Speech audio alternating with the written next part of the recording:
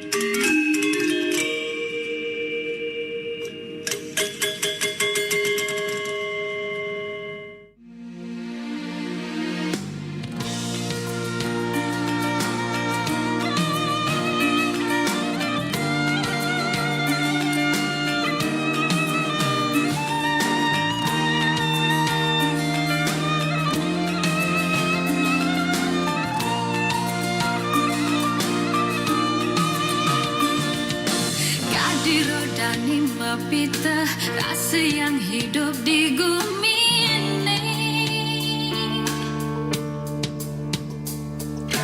Buin becak buin adeng buin beten buin durang. Jadi sesedake apel ane tanam ketone mupu. Mula padimu pu padimu la blatung nemu duri blatung. Karma palane tuareng jedadi tawar-tawar. Pernah melaksana sina melah amela kata bukit. Yening bika secorang hidup di mercepada. Oh, oh, oh. Paluan durian sina kal nepukin madan sengsara. Menetuon kesampingnya pampadu. Eling-elingan karma palane jero. Menetuon kesampingnya pampadu. Eling-elingan karma palane jero.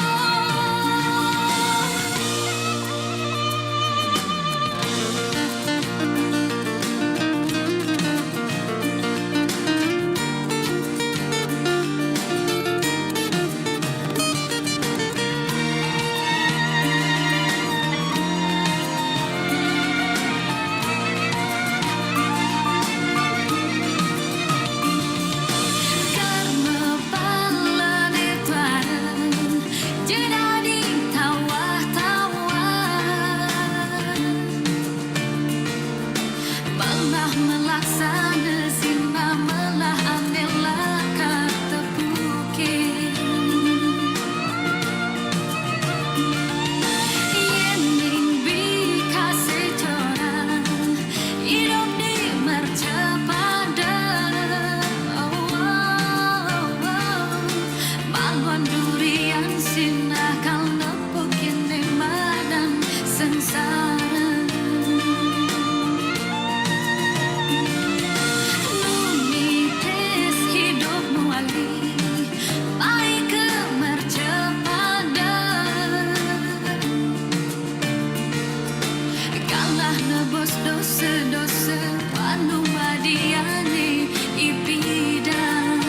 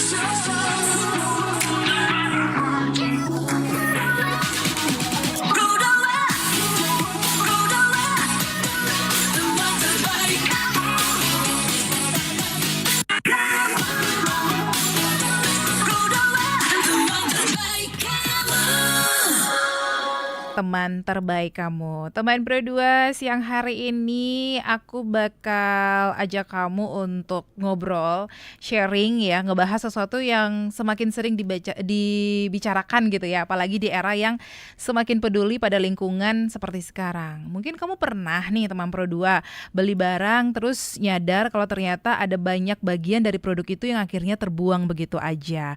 Atau mungkin kamu pernah mikir gimana ya caranya biar barang yang kita pakai sehari-hari nggak cuma berakhir jadi limbah. Nah, disitulah konsep yang namanya Zero Waste Design yang muncul. Ini suatu pendekatan baru di dalam dunia desain ya. Jadi kita bakal ngobrolin ini bersama dengan Bli Sika ya. Jadi Bli Sika ini adalah Ketua Bidang Humas Wirausaha Muda Singaraja. Selamat siang Bli Madesika Dwi Pertama SRS. Selamat siang, Mbak. Apa kabar Bli Sika? Baik. Oke. Jadi kini adalah pertama kali ya Bli Sika Iya. mampir ke Pro 2 FM dan bakal ngomongin soal zero. Mungkin banyak yang penasaran juga, banyak yang baru denger juga. Kira-kira apa sih itu? Bisa Iya. dijelasin dong. Oke, terima kasih. Salam kenal juga buat pendengar RRI Pro 2 ya, Ya. di Singaraja. Salam kenal, saya Madesika Dwi Pertama. Jadi gini Mbak, kebetulan sekali nih kemarin kita ada kesempatan ke Jepang. Jadi di Jepang itu mereka menerapkan zero waste design gitu. Yeah. Jadi tidak ada yang terbuang, material-material yang tidak ada terbuang. Jadi kemarin luar biasa sekali pengalaman saya kemarin gitu. Nah, kebetulan di sini kan ada kesempatan juga ya, kita bisa sharing gitu kan. Yeah. Siapa tahu nanti bisa menambah wawasan dari teman-teman mungkin pengolahan sampah ataupun tempat-tempat wisata yang ada di Buleleng khususnya gitu. Benar. Oke. Oke. Oke, mungkin teman Pro 2 juga apa sih zero waste design? Kenapa pendekatan ini menjadi penting di era sekarang ini, Bli? Jadi gini Mbak, karena kembali lagi ke keresahan kita ya. Jadi banyak sampah di mana-mana gitu kan. Apalagi sekarang dengan situasi perumahan yang sangat Banyak. sangat banyak sekali perumahannya sekarang. Jadi lahan-lahan itu kan tidak seluas dulu gitu kan. Ada pun juga perumahan yang banyak itu kan volume sampah dari rumah tangga itu kan semakin bertambah gitu Mbak. Jadi otomatis dari tempat-tempat pembuangan itu bisa di mana aja gitu. Jadi kadang-kadang material yang dibuang itu kan habis bongkaran, material bongkaran. Kita bicara konstruksi gitu misalnya kan. Itu dibuang sembarangan, Mbak. Kadang kemarin mungkin oknum ya, saya lihat itu dibuang di sungai. Oh. Nah, itu ketika itu terus dilakukan karena ini kan material yang tidak susah diurai kan gitu ya, susah diurai, apalagi material batako apa dan lain hal itu kan bisa menumpuk, bisa menjadi kayak bendungan. Gitu ya, mungkin pendekatannya ke zero waste design gitu. Jadi gimana mungkin dari rumah dulu, kita menerapkan gimana mengolah limbah rumah tangga ini biar tidak terbuang sia-sia gitu, ataupun bisa memberikan penghasilan gitu. Seperti itu dari rumah dulu mungkin kita di sini gitu. Kira-kira gimana nih caranya untuk kita, untuk masyarakat, mungkin teman Pro 2 yang lagi dengerin itu untuk berkontribusi dalam mengurangi krisis lingkungan itu kalau dari rumah? Kalau dari rumah itu karena kan saya kemarin ke Jepang itu dia sudah melakukan sudah lama Mbak ya, sudah puluhan tahun sampai sekarang yang saya lihat di sana sangat bersih sekali. Dari orang-orangnya pun disiplin sekali kan. Dari saya pun sana kagok juga gitu. Kita habis makan terus ini taruh di mana, ini bingung taruh di ya? bingung gitu. Jadi kita menyesuaikan langsung gitu. Jadi kan harapan kita juga karena penduduk lokalnya terbiasa dengan disiplin seperti itu. Jadi ada tamu yang datang itu secara tidak langsung Harus bisa dia ikut. harus mengikuti kan seperti itu. Kadang sorry nih Mbak, saya Iya. ngerokok gitu kan. Itu susah banget saya nyari tempat dan lain hal gitu. Oke. Nah, jadi pendekatan awal di rumah ya tadi ya. Itu mungkin pemilahan. Nah, kadang sekarang kan sudah dilakukan itu, Mbak.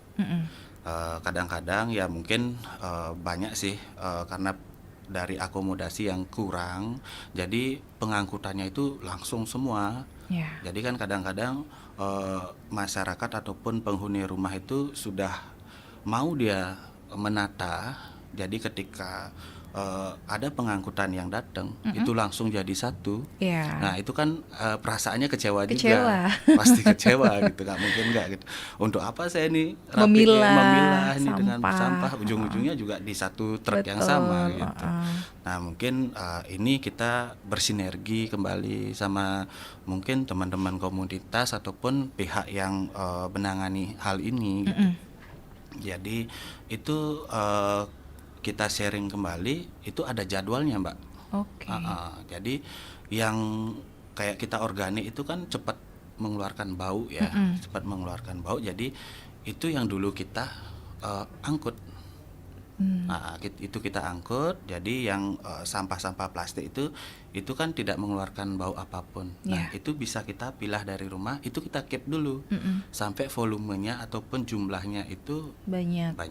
Oke. Nanti itu kan bisa mungkin kerjasama dari bank sampah yang beda gini kan, beda gini, mungkin yang organik langsung ke mana, ke TPA atau apa, mungkin misalnya kalau misalnya ada bank sampahnya, ya bank sampah khusus dia mengambil itu Yang atau plastik gitu ya. Jadi kan Oke. secara tidak langsung itu juga bisa mendapatkan penghasilan dari kita secara tidak langsung mengumpulkan sampah plastik itu. Jadi bisa pakai kita bayar sampah yang organik juga kan gitu. Jadi kita terringan lah istilahnya seperti itu Mbak gitu. Iya, itu kalau memang mungkin di wilayahnya ada bank sampah. Iya. Kalau seandainya nggak ada bank sampah gimana nih, Bli? Kalau nggak ada bank sampah itu saya rasa sih BUMDes, mungkin BUMDes ya. Saya langsung gini aja ke bank. BUMDes itu badan usaha milik desa. Ya. Jadi harapannya BUMDes itu yang dibentuk setahu saya Mbak ya. Jadi itu dia memiliki beberapa lini bisnis yang boleh mereka kembangkan seperti swasta gitu misalnya. Jadi itu harus teredukasi di BUMDes juga untuk menyediakan fasilitas itu. Gitu, mau nggak mau dia harus menyediakan fasilitas itu. Dan nanti muaranya juga di BSI kan, Bank Sampah Induk gitu. Iya. Seperti itu. Jadi itu memang harus terstruktur dulu.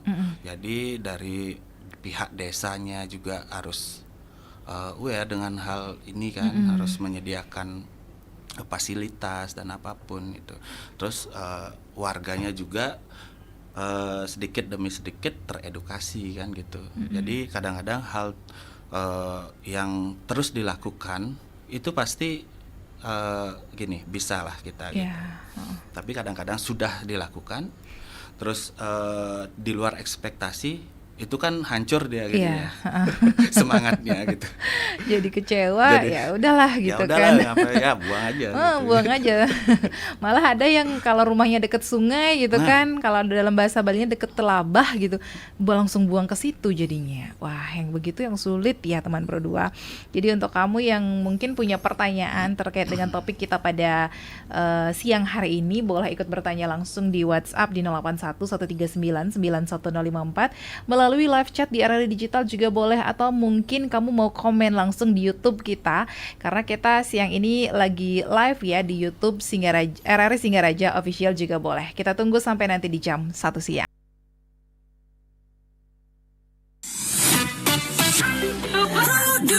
Teman terbaik kamu, Hit Music Station Pro 2. Dapat kesempatan untuk berkunjung ke negara Jepang, melihat seperti apa negara terbersih di dunia itu ya, dan ternyata kagum. Wah, seperti itu.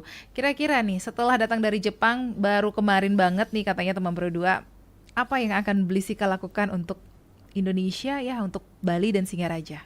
Wah, pertanyaannya berat sekali ya dilakukan untuk apa. Ya, jadi itu juga pertanyaan yang diajukan oleh pihak Jepang juga kan. Mungkin apa yang kamu lakukan gitu. Untuk saat ini kan karena saya sadar diri Mbak, saya tidak ada modal Iya. usaha atau apapun. Jadi saya melakukannya itu seperti ini. Saya coba sharingkan apa yang saya dapat di sana. Jadi siapa tahu nanti bisa teredukasi atau memberikan pandangan atau proyeksi lebih luas lagi dari teman-teman pendengar khususnya kan. Jadi dari material yang sebenarnya itu kita anggap susah untuk kita olah gitu, misalnya seperti puing-puing bangunan, itu bisa banget kita olah gitu Mbak. Oke. Heeh. Jadi selama ini baru beberapa hari ya nyampenya ya. Selain ke Masih Pro hangat-hangat. 2, kira-kira nih rencana ke depannya seperti apa? Apakah akan ada sosialisasi ke desa-desa, ke sekolah-sekolah atau gimana nih, Bli?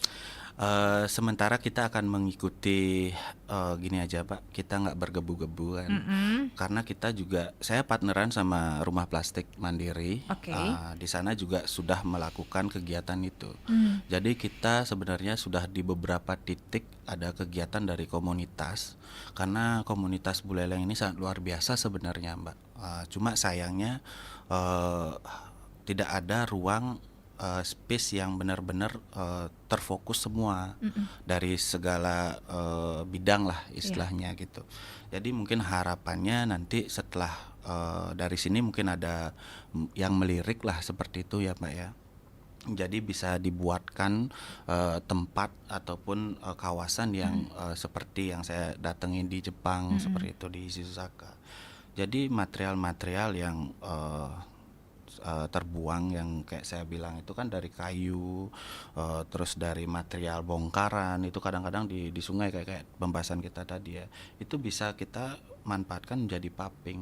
Nah, jadi kita buatlah industri di salah satu tempat gitu. Nah, sedangkan sekarang kita itu dipetandakan Mbak. Kita dipetandakan di sana, tinggal melanjutkan di area belakang saja. Oke. Nah, mungkin itu yang pertama step yang kita lakukan gitu. Jadi kita membuka space lagi dengan mungkin teman-teman komunitas yang mendengar ini kan, ada yang pingin ikut, ayo kita garap ini gitu misalnya kan. Ya kita bukalah mulai sedikit demi sedikit ruang itu dipetandakan gitu. Oke, jadi ini udah ada tempatnya gitu ya. Iya. Udah ada rumahnya dipetandakan, tinggal melebarkan aja gitu ya. Benar. Oke, kira-kira apa yang akan Bli Sika buat di space selanjutnya? Kalau untuk space selanjutnya, saya kan di UMKM juga Mbak ya. Saya di Plot juga. Jadi di sana teman-teman UMKM itu di Buleleng itu pingin ruang-ruang juga kan, pingin ruang-ruang. Ya mungkin nanti saya akan sharingkan. Jadi kita buatkanlah tempat komunitas seperti itu untuk bertukar, dan nanti kedepannya itu menjadi suatu destinasi wisata yang ada di Buleleng gitu. Oke, luar biasa nih. Iya. Angan-angannya lumayan tinggi ya. Mudah-mudahan ini Mudah-mudahan. banyak yang dengerin siang hari ini, jadinya Astungkare. banyak yang ngajak kolaborasi gitu ya, Astungkare, ya. sharing juga. Nah, kira-kira nih untuk teman Pro 2 mungkin penasaran juga, kira-kira dampak jangka panjang dari Zero Waste Design ini terhadap lingkungan tuh seperti apa sih, Bli? Gini ya, dampak jangka panjang ya.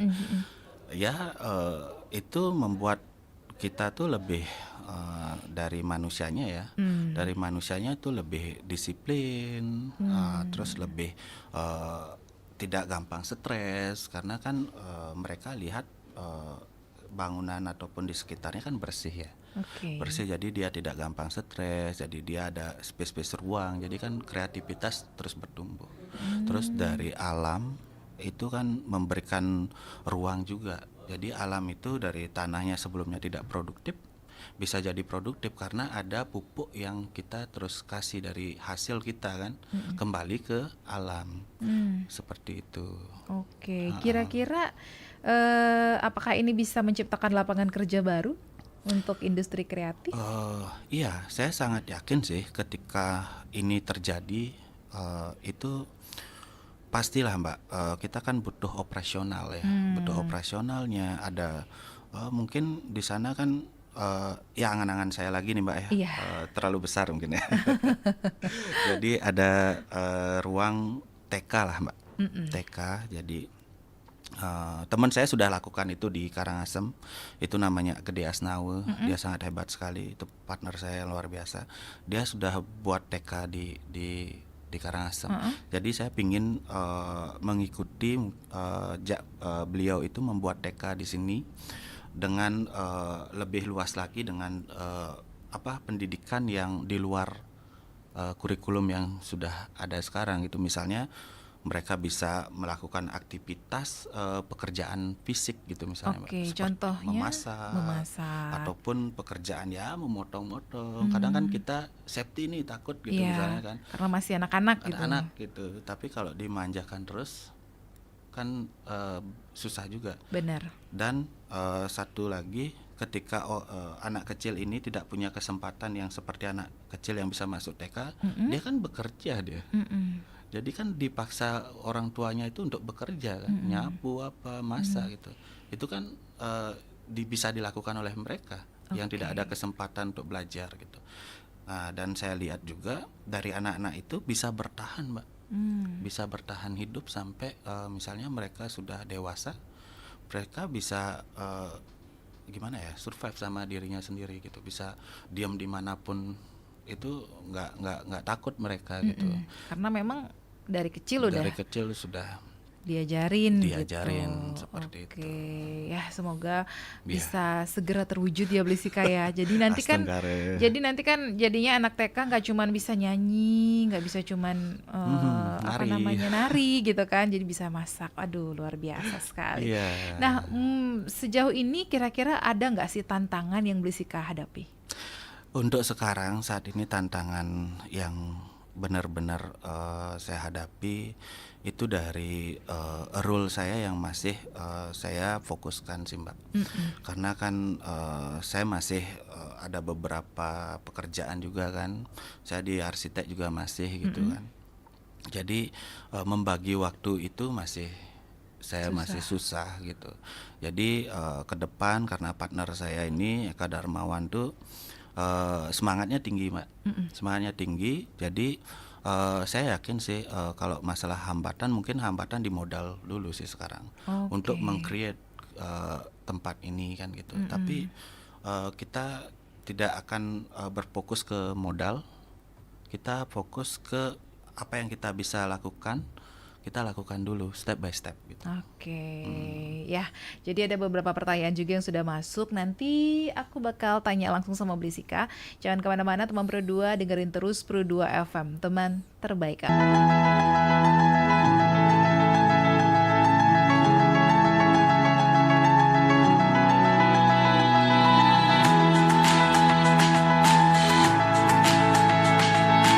Mel, kita beli es dulu yuk. Capek banget nih.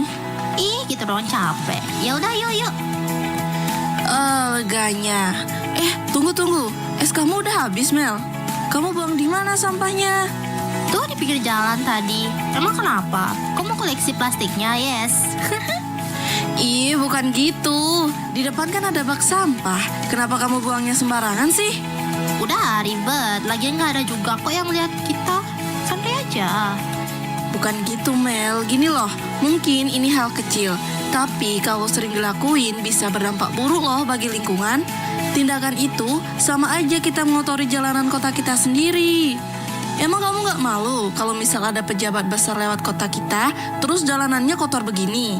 Atau kamu mau pas bawa motor di jalan malah ketampol sampah plastik karena angin? Kan bahaya, Mel. Aduh, ya juga sih, Yes. Malu iya. Bahaya juga iya. Makanya lain kali jangan buang sampah sembarangan di pinggir jalan lagi. Walaupun udah ada petugas kebersihan lingkungan, tapi nggak ada salahnya dong kita ikut menjaga lingkungan. Iya, Yes. Aku nggak kepikiran loh bakal berdampak seburuk itu. Lain kali nggak gitu lagi deh. Janji nggak nih? Iya, janji.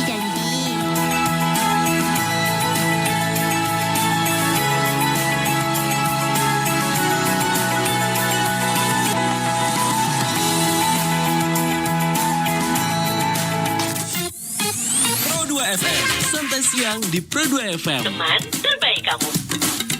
Sampai siang di Pro 2 FM. Teman terbaik kamu. Pro 2 FM. Teman terbaik kamu.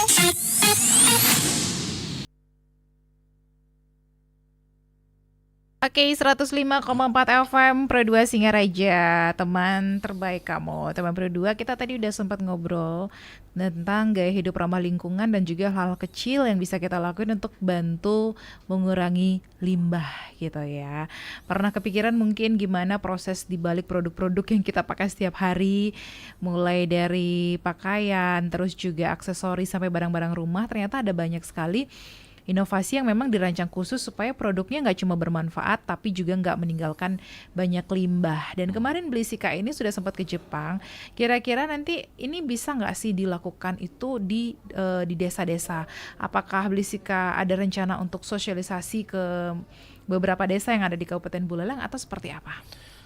Iya, karena kita di Jepang kemarin juga harus menyebarkan informasi ini, Mbak. Jadi kita juga sudah disertifikasi, artinya kita sudah diberikan mandat lah istilahnya ya. Jadi ya ada sih harapan saya mungkin nanti ke desa-desa gitu, ketika saya mungkin ke desa A atau B memberikan sharing lah istilahnya, Mbak, sharing mungkin step by step apa yang Jepang lakukan gitu. Jadi mungkin langkah itu yang mungkin nanti kalau ada kesempatan sih nanti ya dari pihak desa mungkin bisa langsung mau minta sharing itu kita bisa kok gitu. Mungkin juga ya yang lagi dengerin lah. Siang hari ini Terbuka. siapa tahu berminat gitu kan, karena biasanya di desa itu kan banyak ya tempat-tempat seperti itu yang mungkin bisa digunakan. Nah, beberapa pertanyaan sudah masuk di WhatsApp Pro 2 FM untuk siang hari ini. Blissika, aku punya 2 pertanyaan aja yang bakal aku tanyain karena memang waktunya udah sedikit lagi. Ini ada yang mau tanya untuk Blissika. Halo, selamat siang. Kira-kira zero waste design itu membutuhkan proses produksi yang lebih lama atau enggak ya? Produksi ya. Jadi itu tergantung kesiapan dari tempat itu. Oke. Ketika operasionalnya memadai itu sangat-sangat cepat. Tapi kalau sekelas kita yang masih belum mengetahui kan gitu, Mbak ya, belum mengetahui teknologi gitu dan tanda kutip. Jadi itu prosesnya ya kita lakukan dengan step by step kembali lagi gitu. Oke. Dan satu pertanyaan lagi. Selamat siang, Kak. Kenapa sih pemilihan material menjadi faktor penting dalam zero waste design? Pemilihan Material. ya karena kan kembali lagi material itu ya sampah ya kembali ya. Itu adalah material yang hanya tempatnya aja yang dibuang, itu bayangan kita kan dibuang. Padahal itu suatu material. Jadi sesuatu material yang bisa kita gunakan dan kita olah menjadi material yang baru lagi dan nilainya itu bisa berkali-kali lipat. Oke. Ya, kenapa juga material kayak tadi itu? Karena hasil dari sampahnya itu kan berupa material. Gitu. Jadi contohnya seperti puing-puing, seperti genteng kan. Genteng itu kita bisa cacah, kita bisa jadikan paping gitu. Jadi kan kembali ke material. Ada kemungkinan harganya lebih mahal nggak sih? Itu kembali ke gimana kita memahami tentang jangka panjang, Mbak. Oke. Ya, jadi kita lebih ke lingkungan. Harga kan pasti lebih mahal. Tidak mungkin tidak, karena itu kan ada beberapa proses. Dari kita collecting barangnya, terus dari kita proses. Tapi gimana kita menghargai bahwa kita tuh menyelamatkan alam gitu. Jadi kita buat yang lebih ramah lingkungan dan termanfaatkan seperti itu. Satu pertanyaan lagi, Kak Ita dan juga Kak Sika, gimana sih kira-kira cara ngebedain produk zero waste design dengan produk yang hanya mengklaim ramah lingkungan? Produk ya. Jadi ini kan zero waste design. Jadi tidak ada yang terbuang di desain ataupun tidak ada yang terbuang di bangunan itu gitu. Jadi itu seperti misalnya sisa sayur itu bisa dijadikan kompos gitu. Terus dari plastik yang dihasilkan di tempat itu bisa dijadikan bahan-bahan seperti ya kalau ini misalnya jam tangan bisa dipakai kan. Nah ini kan sudah dilakukan sama rumah plastik gitu. Ya ini dari Keratu. Jadi itu yang bisa dilakukan. Untuk pembedanya sih lebih unik aja sih. Oke, seperti itu. Wah, nggak kerasa nih. Sedikit lagi waktu kita, mungkin yang terakhir yang ingin Blissika sampaikan untuk teman Pro 2 yang lagi dengerin atau yang lagi nonton kita di YouTube, harapan Blissika seperti apa? Oke, jadi terima kasih juga Mbak ya sudah bisa berkesempatan untuk sharing walaupun tidak banyak ya. Jadi semoga juga sharing saya ini bisa memberikan proyeksi baru untuk teman-teman yang kebetulan sekarang lagi mendengarkan RRI Pro 2 gitu. Jadi untuk harapan ke depan itu pengolahan sampah ataupun destinasi-destinasi wisata yang ada di Buleleng itu bisa dikembangkan, apalagi kita dengan percepatan ekonomi yang kita lihat sekarang dengan banyaknya pariwisata yang hadir gitu Mbak ya. Jadi kita harus mempersiapkan itu gitu. Mempersiapkan dari segi tempat yang layak, terus sirkulasi yang bagus, baik seperti itu. Jadi harapannya sih untuk Buleleng yang lebih bersih gitu, Mbak. Oke, teman Pro 2 kita udah ngobrol panjang siang hari ini soal zero waste design, mulai dari konsep, terus juga tantangan, sampai manfaatnya untuk lingkungan dan juga masa depan. Semoga obrolan kita kali ini bisa bikin kita semua yang lagi denger ini lebih sadar kalau setiap barang yang kita pilih dan cara kita menggunakannya itu ternyata punya dampak yang besar untuk bumi kita gitu. Ya. Terima kasih banyak Blissika waktunya untuk siang hari ini. Baik, terima kasih. Sukses terus, semoga Astungkare. segera terrealisasi. Astungkare. Oke, teman Pro 2 juga terima kasih. Jangan kemana-mana, dengerin terus Pro 2 FM, teman terbaik.